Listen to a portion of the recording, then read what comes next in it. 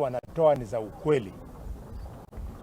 First, mbolea yenye imefika hapa si ya kutosha.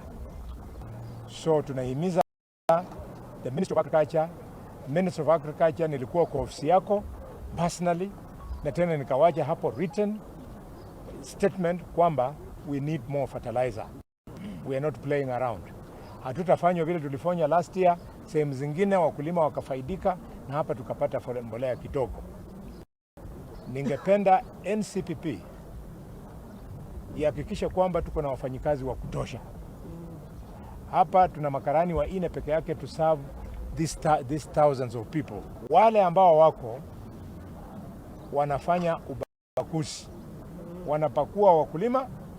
Mtu anaingia hapa saa 8 ya asubuhi, bado wako hapa, na yule mwenye ameingia kwa sababu yeye ni bwenyenye amekuja kuonga hapa ndio anapewa service anaenda. I'm asking the commissioner to increase the number of administration police here so that they help people to stay in a queue. Ndio mwenye alitanguliwa awe mtu wa kwanza kupewa service.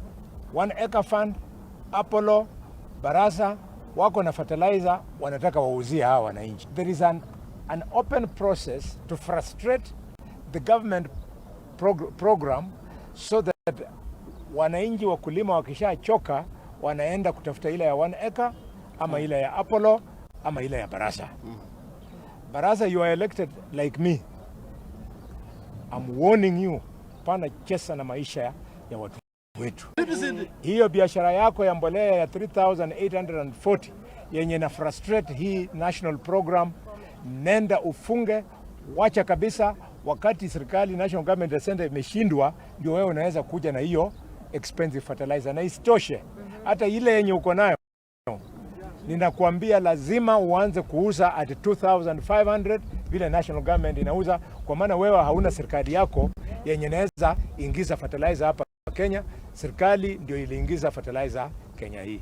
You might think it's a joke, but yenye unafanya wewe kupata mbolea ya 2,500 unauza 3,840 ndio inaitwa kwa kisheria abuse of office. Kama unafikiri you are above the law, nenda uulize deputy governor wa Kisii. Tulingoa Monda 2 days ago. Hata wewe wembe itakuwa hiyo. Kwa Margaret Butagwa Makambe. Nilifika hapa saa 8 usiku.